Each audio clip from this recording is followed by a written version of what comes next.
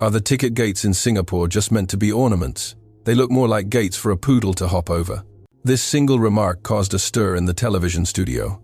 The commentators couldn't help but chuckle, and the audience erupted into laughter. On the screen, footage of a busy morning at a Singapore MRT station was playing. People moved in an orderly fashion, while thin, unassuming gates opened and closed rhythmically. Is this supposed to be world-class rail technology? You've got to be joking. Shrugging her shoulders with an air of superiority was Clara Bernard, a senior engineer from the French National Railway. She sat with her arms crossed, a provocative smile on her face. Our TGV uses much sturdier barriers. This thing, even a child could jump over it. The host chimed in. Indeed, the door to my dog's kennel is probably more solid than that. The audience laughed again.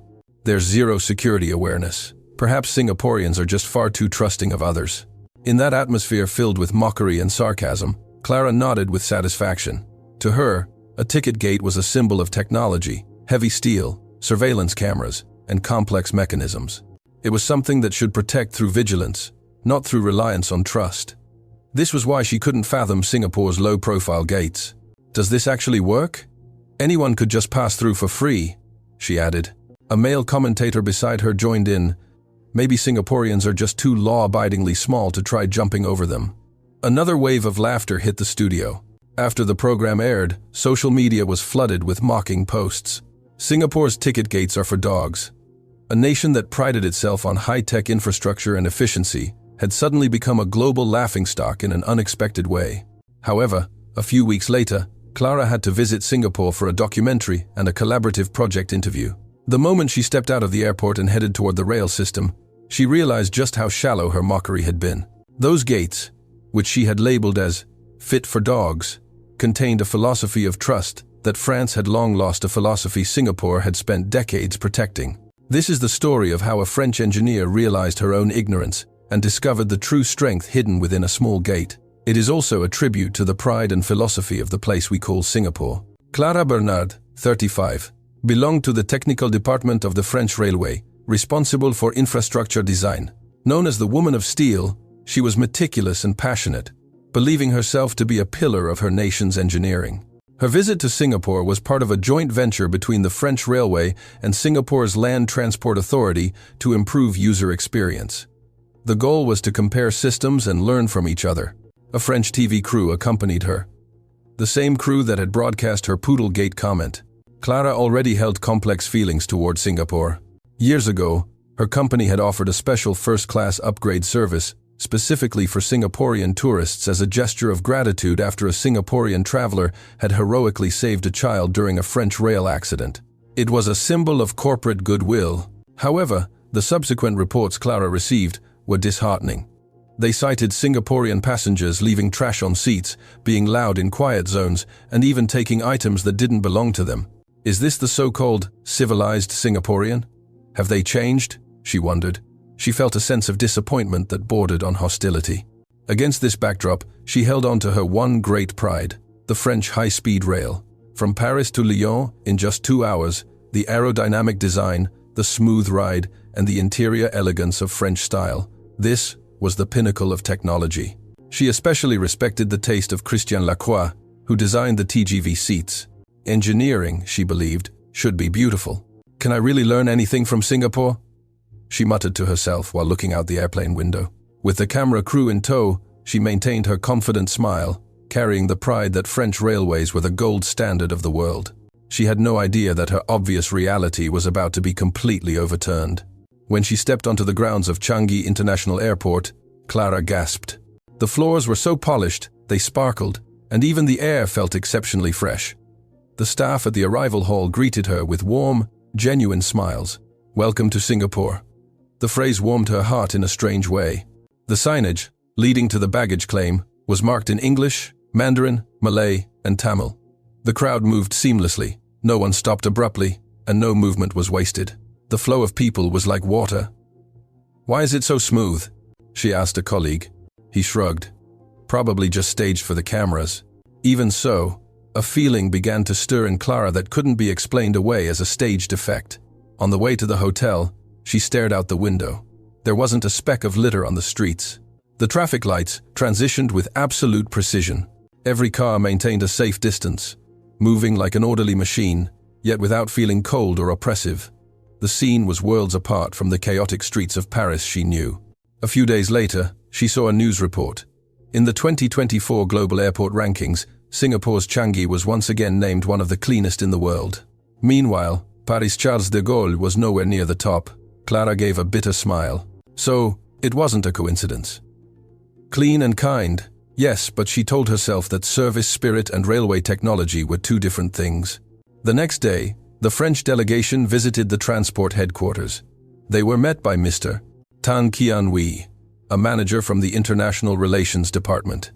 He bowed politely and spoke in clear English. "Welcome. I will guide you through our station facilities today." Mr.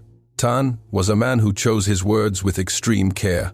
Even through translation, his sincerity was palpable. Clara whispered, "A typical Singaporean." But her smirk wouldn't last long. As they descended the escalator into the heart of the station, they saw the silver-toned equipment, the neatly arranged ticket gates. Whenever a passenger tapped their card, a light electronic chime sounded. The gates opened instantly and closed just as fast. The motion was so quiet and fluid it was startling. Mr. Tan pointed to them. "This is our fare collection system." "Wait, this is it?" Clara frowned. Her colleagues began to snicker. These were the thin, low barriers she had mocked. Compared to the heavy iron turnstiles of France, they looked flimsy. "It's too simple. A child could hop this. In France, these would be broken in 3 days." The sarcastic comments and laughter echoed in the corridor. The film crew captured the moment, and the director nodded, knowing this was good TV. "I bet the fare evasion rate is huge," Clara snorted. "And the sensors look slow. Anyone could tailgate." Mr. Tan simply smiled warmly. "Please, try passing through yourselves. See since when I too endures." As they moved through the gates for the camera, Clara suddenly stopped. No one was jumping. Hundreds of passengers were flowing through, yet there was no pushing, no confusion. The rhythmic beep of the cards was the only sound, and the people moved as if following a shared internal tempo. Mr. Tan continued calmly. "These gates can handle 70 people per minute. The design isn't meant to stop people. It's meant to ensure the flow of the user is never interrupted. This has, in an order from Ausland, and has we you. I gonna to this, not meant to stop them," Clara whispered. French gates were built on the premise of suspicion. Singaporean gates were designed on the premise of trust. In front of a single gate, the profound difference between two cultures became vivid. Watching the backs of the departing passengers, Clara couldn't help but recall the scenes at stations back home. People cutting lines, shoving through barriers, and security guards shouting. She had always believed that was normal. Now, that normalcy was being silently challenged. Past the gates, the platform was not the bustling hive Clara expected. She froze. It was like looking at a still, calm lake. Even during the morning peak, with hundreds waiting, no one was shouting or pushing. Office workers in suits, students, and tourists all stood behind the yellow lines, waiting their turn. When a gap appeared, the next person naturally stepped up to fill it. No instructions were needed. The crowd operated as a single breathing entity. "Why does no one have to tell them what to do?" Clara asked, bewildered. Mr. Tan smiled. "In Singapore, queuing isn't just a rule. We view giving way as a sign of refinement. This concept is deeply rooted, and that creates order." Clara was stunned. She had always believed order was created by commands, but the scene before her was built on trust, not authority. She began to realize that doing the right thing, even when no one is watching, was a value that grew naturally here. The train arrived. The doors opened. The crowd collectively took a step back to let those exiting leave first. Not a single person moved forward until the path was clear. In that silence, the only sound was the hum of the electric motor. Then, the queue moved. Everyone entered calmly. No one was frantic. Clara thought of the platform arguments and the everyone for themselves culture common in France. She used to think that chaos represented human vitality. Now, she felt ashamed of that thought. "I think I finally understand why that little gate isn't broken," Clara murmured. "What drives Singapore's rails isn't a gate, but trust. Not surveillance, but self-discipline. Not a machine, but the human heart." Before she could finish her thought, the train departed as smoothly as a cloud.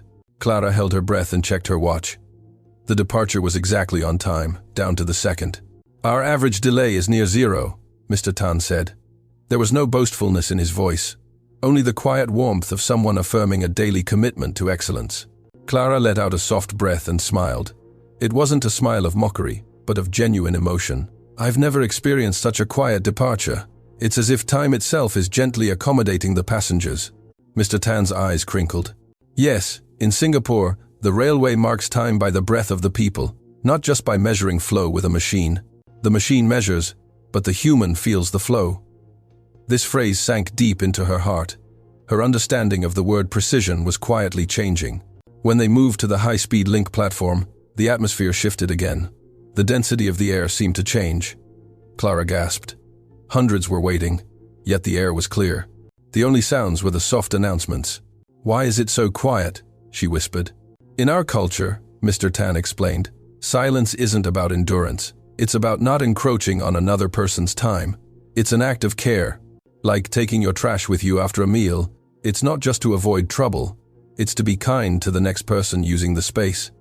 This culture of mutual consideration has been passed down through generations. It is the foundation of this land. Vusing is there's vusing and ask. A wave of warmth spread through Clara's chest. Mutual consideration as a culture. In France, silence was often seen as boredom. Here, it was a moment of connection between people. Inside the carriage, the meaning became even clearer. There wasn't a speck of dust on the seats. Passengers tucked their empty bottles silently into their bags. People passing in the aisle gave a slight, polite nod. Everyone respected each other's existence, connected by an invisible thread of etiquette. As the sun began to set, painting the carriage in gold, people read books or stared quietly out the window. That silence felt like a choir singing in the heart. Clara realized then, Singaporean silence wasn't the absence of sound, but an act of prayer, a way of saying, "I care for you," through action rather than words. This was the true strength of the nation. It's so different from the way we use things in France, isn't it? Her reflection in the window no longer looked critical, it looked humbled. The announcement chimed. "The train is running on schedule," Clara smiled. "What is your definition of on schedule?" "The average annual delay for our high-speed service is 30 seconds. 30 seconds? Per year?" For a moment, she couldn't process it. 30 seconds is just a long breath. To have that be the cumulative error for a whole year was mind-boggling. In France, a single signal fault could cause an hour's delay. Rainfall could stop a line. She felt a surge of heat in her chest as she realized the sheer human effort required for such a feat. In the final days of the visit, they went to the operations control center. A giant screen displayed the entire network, countless glowing dots moving like the beating of a heart. Staff exchanged instructions via headsets in calm, measured tones. No one shouted, no one looked panicked. "In this room, a 1-minute delay is treated as a major incident," Mr. Tan explained. He also showed the earthquake and weather response systems. When sensors detect the slightest tremor, AI analyzes the data faster than a human to select the safest route. "But," Mr. Tan added, "the final decision is always made by a human. Machines exist not to surpass us, but to protect us. De isli bendi. Bund ende isli bende. Bendi ende the sand. Band ende the." "It's perfect," Clara whispered. She had never seen technology and humanity harmonized so perfectly. Beneath the cold data was a heartbeat of human warmth. The most moving part was the next-gen model, a massive prototype of the future rail. The video showed it gliding silently, with no friction, as if cutting through the air. "It's as if the future is approaching without a sound," Clara said, her voice sounding more like a prayer than a comment. "Mr. Tan replied softly. "The railway in Singapore doesn't exist for speed alone. It exists to deliver people to their destinations safely and quietly." At that moment, something inside Clara melted. In France, speed was the pride. In Singapore, silence and reliability were the proof of trust. Unassuming, yet perfect, she thought. She was now certain. Singapore was an island quietly racing toward the future. The night before her departure, Clara received an email in her hotel lobby. It was from the investigative team at the TV station. The subject: "The truth about the first-class incident." As she read, she gasped. The Singaporean passengers who had behaved poorly in France years ago were not Singaporeans at all. The investigation revealed they were travelers from another region using forged passports to exploit the goodwill offered to Singaporeans. A sharp pain pierced her heart. The image of the orderly queues and the quiet, Waiting people she had seen all week flashed before her eyes. No one had argued. No one had been rude. The reality she had refused to believe was now laid bare. "I was wrong," she whispered. It wasn't the pain of defeat, but the sting of regret for her own blindness. It was the beginning of a new way of seeing. On the flight home, she opened her notebook. Silence, trust, human-centric design. She filled pages with the words she had learned. "I want to build a system based on trust, not control," she thought. The idea began to burn within her. Back in France, Clara proposed a new direction at the technical meeting. "The era of building gates based on the suspicion of the user is over. We need to design for trust." Initially, her colleagues laughed. But she didn't give up. Months later, a newly built station in a regional city adopted Clara's trust design. They widened the walkways, reduced the number of cameras, and created a layout that encouraged people to naturally give way to one another. The results were stunning. Disputes decreased, efficiency improved. "The station feels so calm now," parents said. "I feel safe bringing my children here." Hearing this feedback made Clara's heart swell. Even the security guards noted, "It's strange. With fewer cameras, people actually seem kinder." Standing on the completed platform, Clara smiled. Silence comes from trust. The memory of that morning in Singapore echoed in her mind. A few weeks later, French public television aired a special documentary. The title, "The Nation Driven by Silence, Singapore." The program opened with Clara's journey from the airport. It showed the nearly silent platforms, the orderly queues, and the people passing through those small ticket gates like a single, breathing organism. The studio audience grew deathly quiet. The narrator's voice came on, "In this small ticket gate lies a trust that the rest of the world has forgotten." As the program ended, the guests in the studio began to applaud. It wasn't a loud cheer, but a quiet, respectful, standing ovation. One of the commentators who had mocked the gates earlier stood before the microphone. "It's ironic," he said. "We laughed and called it a gate for a poodle, but the ones barking were us. That wasn't a small gate at all. It was the entrance to a world of trust." The room fell silent again. Then someone whispered, "Singapore's strength lies in its silence." The documentary went viral globally. Social media was flooded with comments.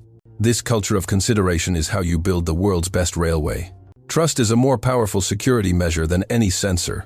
They aren't driven by rules. They are driven by their hearts. The silence of that place brought tears to my eyes. And hell of it in the good bunts for isolation of the flang. You need the flake side and biased ender. Beneath the comments, a photo was shared. The trust station Clara had designed in France. A sunlit platform with people walking with a sense of pride and gentleness. The final narration of the documentary played. The ticket gate in Singapore is more than just a gate. What the world sees is a blueprint for the human heart, titled Trust. The screen faded to black, and a final white text appeared. Silence is not emptiness. It is trust. If this story touched your heart, please remember the island that moved the world. Your quiet applause is the engine for the next great inspiration. Thank you for watching until the end. We will see you in the next story.